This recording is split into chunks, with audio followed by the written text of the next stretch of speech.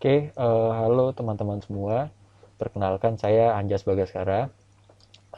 Kali ini saya akan membantu membahas tentang modul time series.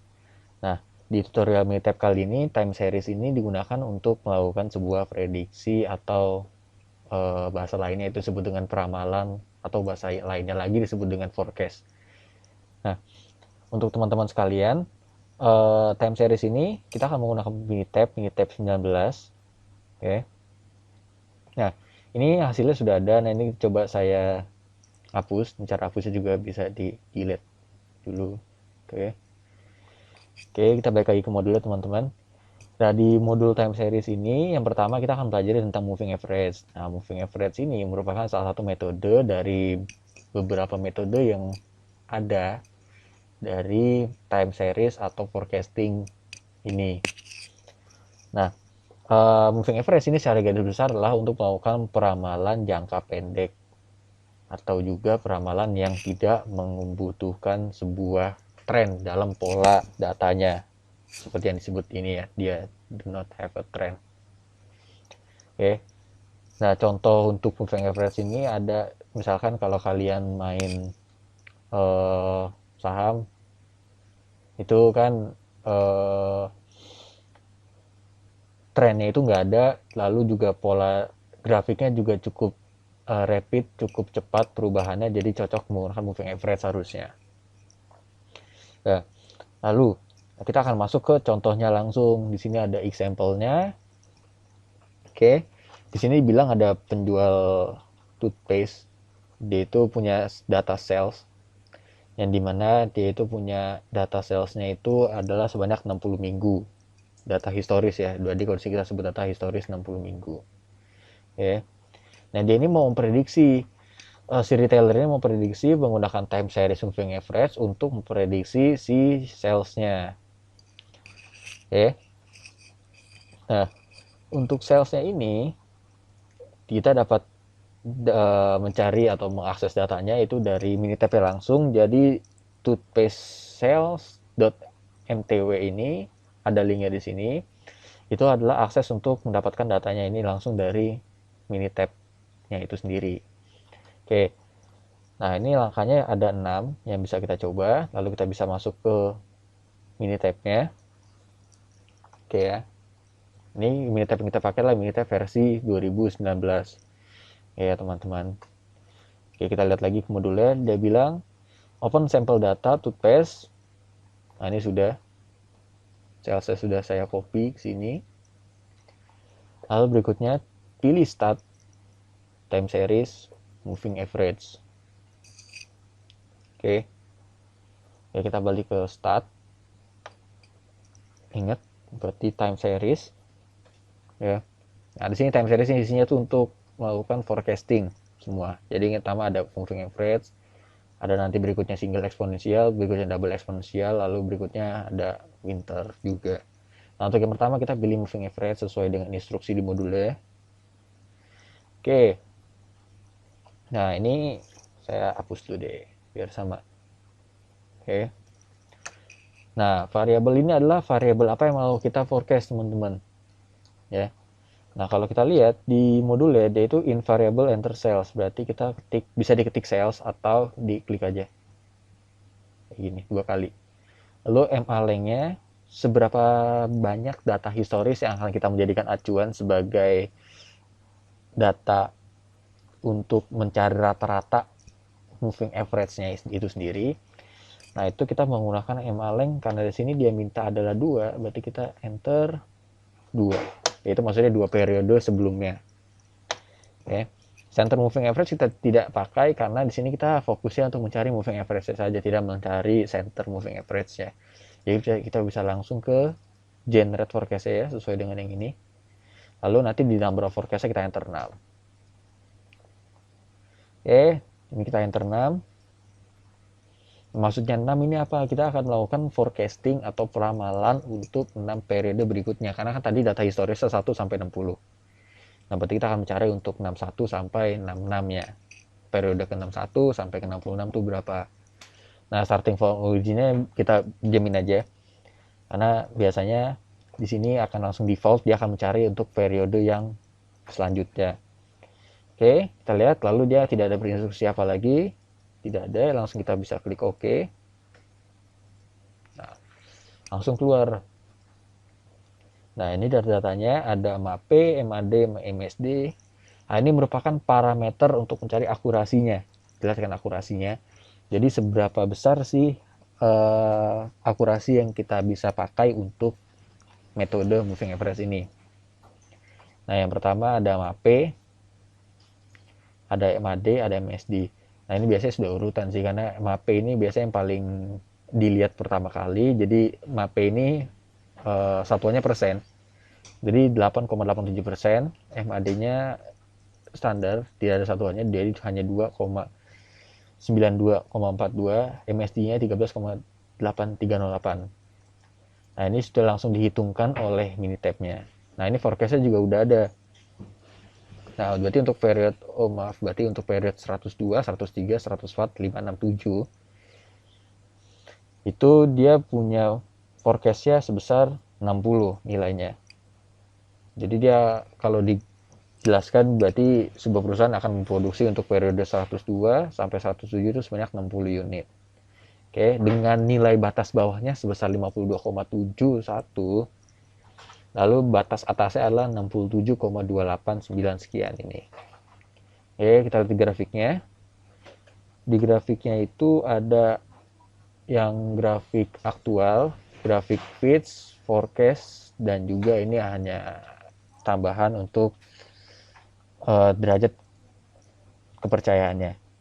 Nah, di sini langsung ini biasa yang kita pakai untuk dilampirkan sebagai penyajian datanya. Jadi ini aktual yang biru berapa, fitsnya berapa. Fitsnya itu adalah yang kurang lebihnya lah kira-kira. Forecastnya itu nilai yang sudah kita forecast. Seperti itu. Oke, berikutnya kita akan masuk ke metode forecasting yang kedua, yaitu single exponential smoothing. Oke, single exponential smoothing ini adalah metode yang menggunakan satu parameter, yaitu alpha. Lalu datanya ini untuk yang digunakan sebagai data peramalan bagi metode single exponential smoothing biasanya itu data yang tidak mempunyai trend dan juga tidak mempunyai seasonal, seperti yang ada statementnya ini without a trend and or seasonal component. Oke, nah kita bisa langsung masuk ke example-nya dengan menggunakan dataset yang sama, itu data penjualan toothpaste dari sebuah retailer yang dimana ada 60 weeks sebagai data historisnya. Lalu kita bisa langsung masuk ke Minitab-nya. Di sini ada start, sama langkahnya pertama start time series, lalu tapi pilihnya yang single exponential smoothing. Kita pilih. Nah, kita di sini udah Minitab-nya. Datanya sama ya, sales dan komersial seperti data yang sebelumnya. Time series, pilihnya yang single exponential smoothing. Oke. Seperti biasa, kita pilih variabelnya. Nah, di variabel ini, karena biasanya masih kosong, kita pilih yang sales karena kita mau predik salesnya. Lalu di ini ada dua pilihan, ada use sama optimal ARIMA. Nah, use ini adalah biasanya disebut dengan parameter alpha yang kita mau isi berapa. Kalau optimal ARIMA, dia langsung mencarikan optimal alfanya itu berapa untuk metode ini. Seperti itu. Generate forecast-nya sama. Lalu number forecast-nya juga sama, seperti metode moving average yang sebelumnya. Kalau sudah terisi semua seperti ini, bisa diklik OK. Nah, sudah muncul hasilnya. Nah, ternyata alfa optimalnya untuk menghasilkan metode yang memiliki MAP, MAD, dan MSD yang optimal itu sebesar 0,9 smoothing konstantanya. Lalu MAP-nya kita lihat lebih kecil dibandingkan dengan metode yang moving average sebelumnya, yaitu dimana 7 ini lebih kecil daripada 8 yang tadi di moving average. Lalu dia menghasilkan data forecast yang sama untuk period yang di ramalan 6 period ke depannya 58 semua. Lalu lower uppernya 51 dan upper batas atasnya 64. Lalu dari grafiknya interpretasinya sama, yaitu dimana dengan hijau ini forecastnya stabil karena nilainya di sini stabil ya, 58 semua, 58, sekian. Lalu di sini ada aktual itu data aktualnya, data sales yang ini kita plotting ke grafik bentuk ini seperti ini semua. Lalu fitsnya adalah jika ditambahkan dengan lower dan upper, kira-kira plus minusnya berapa seperti itu. Dengan derajat kepercayaan sebesar 95% yang ada di Minitab ini. Oke, sekarang kita masuk ke metode yang ketiga, yaitu double exponential smoothing. Di mana double exponential smoothing ini dengan bahasa familiarnya disebut dengan Holtz method. Jadi nanti kalau mendengar Holtz method atau double exponential smoothing itu maksudnya sama. Nah, tadi single, sekarang kita belajar yang double. Double ini maksudnya kita punya dua parameter, yaitu ada level dan trendnya itu bisa diestimasi, bisa dibuat smoothing dengan menggunakan parameter alpha dan juga beta. Kalau yang single kita hanya menggunakan alpha saja yang tadi ya. Nah, sekarang dia menyebutkan bahwa ketika datanya memiliki trend tapi tidak memiliki seasonal, maka dia akan cocok dengan menggunakan Holtz method atau double exponential smoothing ini. Nah, kita langsung ke contohnya ya. Kita ke contohnya di sini sudah beda retailer. Oke. Lalu di sini kita mau sama untuk mempredik penjualan di masa yang akan datang sebanyak 6 period berikutnya. Nah, kita balik ke Minitabnya lagi. Lalu ini kita bisa hapus. Bersihin semua.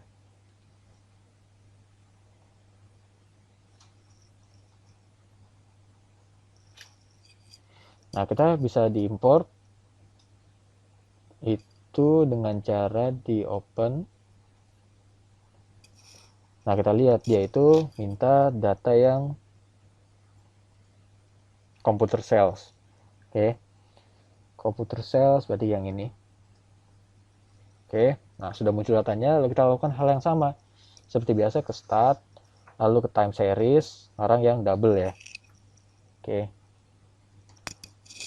Nah, yang double sama seperti biasa, variabelnya apa yang mau kita predik. Kita lihat di modulnya, dia itu mau mempredik yang computer salesnya. Dia mau memprediksi computer salesnya berapa sih penjualannya kira-kira. Oke. Lalu di sini juga sama, kita pakai yang optimal. Kalau specified dia itu kita nentuin kalau optimal itu dia langsung dari Minitab-nya itu langsung ditentukan optimal berapa. Oke. Lalu kita klik seperti biasa generate forecast, lalu kita isi dengan 6. Kita isi dengan 6. Lalu sudah semua seperti yang ada di modul, tinggal di oke, enter. Muncul lah. Dengan interface yang sama, ada smoothing konstannya, sekarang ada dua, ada level, ada trend, yaitu alpha dan juga beta. Oke, jatuh optimal 0,5 sekian dan betanya adalah 0,1 sekian. Oke. Nah, dengan mapenya yang ini lebih besar dibandingkan dengan yang single eksponensial di mana 9%, MAD-nya sekian dan MSD-nya adalah sekian. Lalu forecast-nya dia menghasilkan forecast-nya menghasilkan 387.788 sekian. Yaitu kita lihat di sini grafiknya. Berarti kita lihat forecast-nya ini yang hijau ya. Berarti kita lihat dia trennya naik. Kita lihat berarti yang hijau di sini naik. Lalu ada grafik yang merah fit seperti yang dibilang tadi, itu plus minusnya. Di sini batas bawahnya 324.000, batas atasnya 451.000. Oke. Lalu dengan derajat kepercayaannya itu 95%. Ya. Dimana dia itu diprediksi bisa naik ataupun bisa turun. Dua kemungkinannya dengan 95%-nya ini. Oke. Lalu dari grafiknya ini yang hijau, yang ini adalah yang hijau ya. Yang forecast ini adalah yang hijau, jadi dia trennya naik. Dengan MAP, MAD, MSD sekian dan alpha beta gamanya yang sudah optimal karena sudah ditentukan oleh Minitab-nya. Oke, terakhir kita akan mempelajari metode Winters method. Oke, Winters method ini bahasa lainnya lagi disebut dengan triple exponential smoothing. Ini dimana untuk Winters method ini dia pakai 3 parameter. Ada alpha, ada beta, ada juga gamma. Dimana untuk pola datanya itu yang memiliki trend dan juga seasonality. Ya, jadi biasanya jika yang punya trend dan seasonality kita bisa approach menggunakan Winters method. Oke. Nah, kita langsung masuk ke example-nya. dia pakai data yang beda lagi, yaitu utility usage. Nah, ini nanti bisa diklik juga kalau kalian mau akses datanya. Lalu kita pilih seperti biasa, start time series Winters method pakainya sekarang. Oke. Kita hapus dulu. Nah, ini kita start time series. Lalu Winters method ya, teman-teman. Nah, seperti biasa, karena cuma satu, berarti kita akan mempredik electric charge-nya saja penjualannya. Lalu ada seasonal length, di mana seasonal length ini dalam satu siklus dia akan ada berapa data dalam satu siklus tersebut. Karena dia di modul kita lihat dia mintanya 12, berarti dalam satu siklusnya ini dia punya 12 data, 12 period lah. Lalu berikutnya dia bisa langsung generate forecast. Nah, tapi di sini kita masukkan jumlahnya itu sebesar, di sini adalah sebesar 12 ya teman-teman nih. Oke. Nah, lalu di oke, muncul. Dimana ini default, tadi kita bisa tentuin default 0,2 atau nanti berapa. Bedanya di sini tidak dicarikan yang optimal berapa. Cuma kita mencari sendiri alfa beta gamanya. Nah, lalu akurasinya kita lihat ada MAPE, AMADEM, MSD juga. Di sini 3,76%. Lalu di sini ada forecastnya, dimana dia ingin forecast 12 period ya.